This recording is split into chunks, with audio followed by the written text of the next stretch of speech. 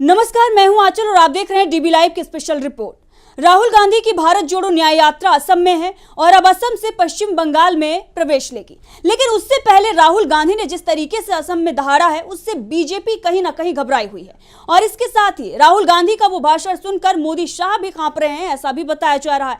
दरअसल राहुल गांधी ने असम में तमाम मुद्दों पर बातचीत की है। इससे पहले मणिपुर की जो तस्वीरें राहुल गांधी ने दिखाई थी, उससे बीजेपी आहत थी और इसीलिए असम में यात्रा को रोकने की कोशिश भी की गई। वहां के जो सीएम है हिमंता बिस्वा शर्मा, उन्होंने इससे पहले तमाम तरह के बयानबाजी की और एफआईआर दर्ज करने की धमकी दी। उसके बाद राहुल गांधी पर एफआईआर भी दर्ज की गई। लेकिन यह सब कुछ इसलिए हुआ क्योंकि राहुल गांधी को जनता का समर्थन मिल रहा है। अगर आप तस्वीरें देख रहे हैं तो राज्य की जो जनता है वो राहुल गांधी के इंतजार में घंटों घंटों इंतजार कर रही है, खड़ी है और राहुल गांधी से मुलाकात करने के लिए बेसब्री से उसका जो इंतजार है वो बीजेपी के लिए बड़ी मुश्किलें खड़ी कर रही है। बीजेपी इस बात को समझ रही है कि राहुल गांधी की जो लोकप्रियता है और कांग्रेस को जो समर्थन मिल रहा है, उससे कहीं ना कहीं बीजेपी को बड़ा झटका लगने वाला है। लोकसभा चुनाव आ रहा है, ऐसे में बीजेपी तमाम बड़े मुद्दे तो खड़े कर रहे हैं, लेकिन जमीन पर अगर देखा जाए तो उस तरीके से बीजेपी मजबूत नजर नहीं आ रही है जो हवाएं चल रही हैं, जो मीडिया मैनेजमेंट किया जा रहा है। अब ऐसे में प्रहार राहुल गांधी की भारत जोड़ो न्याय यात्रा पर किया जा रहा है। इसीलिए जब गुवाहाटी में यात्रा प्रवेश कर रही थी तो उस वक्त राहुल गांधी की यात्रा को रोकने की कोशिश हुई और लाठी चार्ज भी उनके कार्यकर्ता जो नेता हैं उन पर किया गया। राहुल गांधी ने वहां से जो भाषण दिया था उसके बाद से ही बीजेपी सहमी हुई थी। लेकिन एक और बड़ा बयान जो है वो राहुल गांधी का आया है। राहुल गांधी ने अब साफ तौर पर निशाना बीजेपी, आरएसएस और इसके साथ ही तमाम उन नेताओं पर करना शुरू कर दिया है जो राहुल गांधी को टारगेट कर रहे हैं। इतना ही नहीं, प्रधानमंत्री नरेंद्र मोदी को लेकर जो प्रधानमंत्री नरेंद्र मोदी का डर है कि मणिपुर पर कहीं बात ना हो जाए, चर्चा ना हो जाए, मणिपुर जाने से प्रधानमंत्री नरेंद्र मोदी घबराते रहे हैं, उस पर चर्चा करने से बचती रही है बीजेपी सरकार। अब उस पर भी राहुल गांधी ने कटाक्ष किया है। सबसे पहले आपको बताते हैं राहुल गांधी पर जो एफआईआर दर्ज हुई है उस पर राहुल गांधी ने किस तरीके से बयान दिया है और यह कहा है कि कितनी भी एफआईआर आप दर्ज कर लीजिए, मैं डरने वाला नहीं हूं। इससे पहले तो आप सभी ने देखा कि गुजरात में राहुल गांधी के खिलाफ एक पुराना मामला लाया जाता है और राहुल गांधी को उस मामले में फंसाकर उनकी लोकसभा की जो सदस्यता है वो भी रद्द कर दी जाती है। उसके बाद जब मामला न्यायालय पहुंचता है तो राहुल गांधी की बड़ी जीत होती है और बीजेपी धराशायी होती है। तो हर बार पटखनी बीजेपी को मिलती है और एक बार फिर से बीजेपी को पटखनी मिलेगी, इसके संकेत राहुल गांधी ने दे दिए हैं। राहुल गांधी डरने वाले नहीं है और यात्रा रुकने वाली नहीं है, जिसकी कोशिश बीजेपी कर रही है। यह राहुल गांधी की तरफ से कहा गया है। पहले राहुल गांधी का बयान सुनाते हैं, सुनिए। हेमंत HBS जिसको कहते हैं, उसका कंट्रोलर दिल्ली में बैठा है और वो देश का सबसे भ्रष्ट चीफ मिनिस्टर है। अब पता नहीं कहां से इसके दिमाग में आइडिया आ गया कि वो राहुल गांधी को डरा सकता है। जितने केस लगाने मेरे ऊपर लगा दो, कोई फर्क नहीं पड़ता मुझे। मैं नहीं डरता, मैं बीजेपी से नहीं डरता, मैं आरएसएस से नहीं डरता। मुझे कोई फर्क नहीं पड़ता। जितने केस डाले, 24 लगाए, 25 लगाए, 25 और लगा दो। लो, तो आपने सुना, राहुल गांधी साफ तौर पर ये कह रहे हैं कि एक केस लगाओ या 24 केस या 25 केस, मुझे इससे कोई फर्क नहीं पड़ता और मैं डरने वाला नहीं हूं। हिमंता बिस्वा शर्मा को किसी ने बता दिया कि वो मुझे डरा सकता है। उसके दिमाग में कहां से ये आइडिया आया कि वो राहुल गांधी को डरा सकता है, लेकिन राहुल गांधी को वो नहीं डरा सकता। साफ तौर पर राहुल गांधी का यही कहना है। इसके साथ ही राहुल ने बीजेपी और आरएसएस को लेकर भी हमला किया।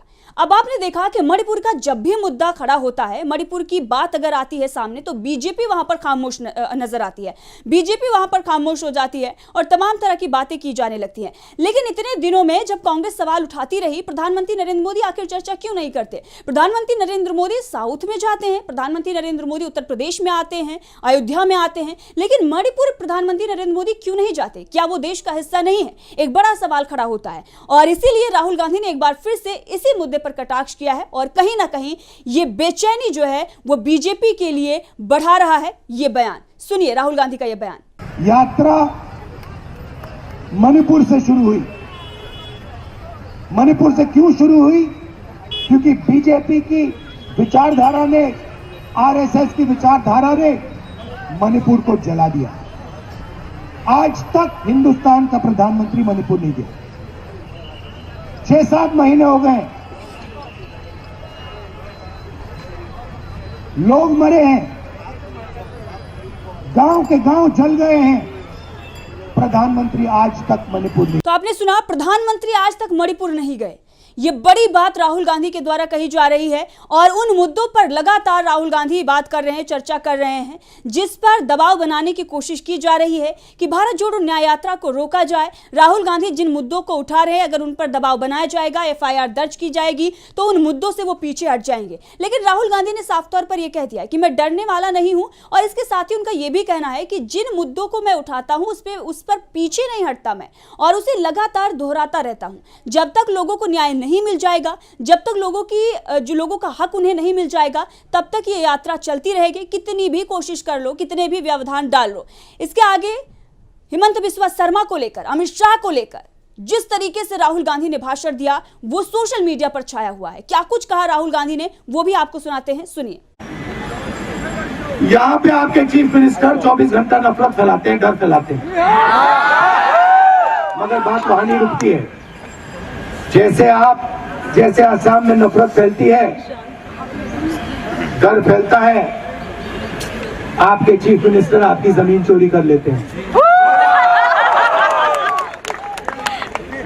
आप पान खाओ, सुपारी का बिजनेस उसके अंदर उनका। आप सुबह उठो, वो नफरत फैलाते हैं, और जब आप इधर उधर देखते हो, आपके जेब में से खट पैसा निकालते हैं। तो ये इनका काम है। देश का सबसे भ्रष्ट चीफ मिनिस्टर, ठीक है। काजीरंगा में जमीन ले ली, हाँ। अब आप वहां पे काजीरंगा जाओगे, राइनो देखने जाओगे, पता लगेगा चीफ मिनिस्टर की पूरी वहां पे जमीन।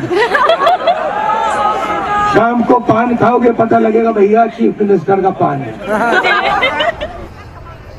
मीडिया देखोगे, टीवी देखोगे, टीवी के पीछे चीफ मिनिस्टर।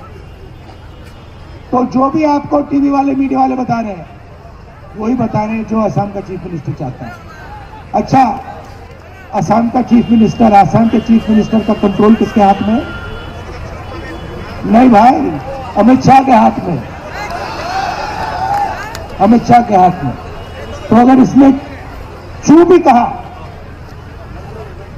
अमित शाह के खिलाफ चू भी कहा इसको 2 मिनट में लात मार के भगा देंगे। तो ये बयान आपने राहुल गांधी का सुना, और राहुल गांधी लगातार हिमंत बिस्वा शर्मा पर कटाक्ष कर रहे हैं, उन पर तंज कस रहे हैं, और इसके साथ ही जो कुछ भी असम में चल रहा है, जो भ्रष्टाचार चल रहा है, उसे उजागर कर रहे हैं। इससे पहले कई बड़े खुलासे राहुल गांधी ने किए और बताए कि किस तरीके से असम के अंदर बड़ा भ्रष्टाचार चल रहा है, और उसी पर वो चर्चा कर रहे थे। लोगों को संबोधित करते हुए वो बता रहे थे कि यहाँ पर जो भी बिजनेस है, और जहाँ पर भी अगर आप जा रहे हैं, कहीं पर घूमने जा रहे हैं या कुछ खाने जा रहे हैं, तो जो कुछ वो व्यापार चल रहा है, जो व्यापार वहाँ फैला हुआ है, वो CM हिमंत बिस्वा शर्मा का है। और इससे पहले उनकी पत्नी को लेकर जो कुछ भी खुलासे हुए, उस पर भी कई बड़े बयान जो है वो कांग्रेस की तरफ से आ चुके।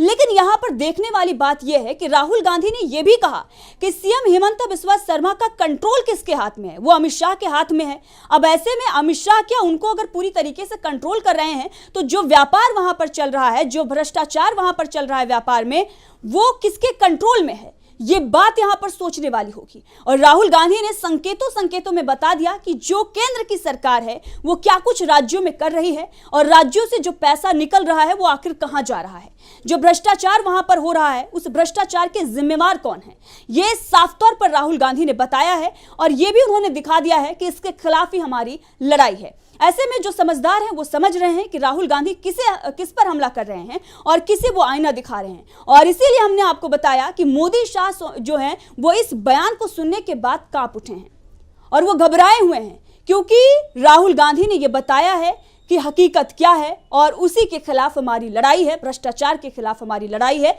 अन्याय के खिलाफ हमारी लड़ाई है। देखते रहिए DV लाइव, मैं आंचल।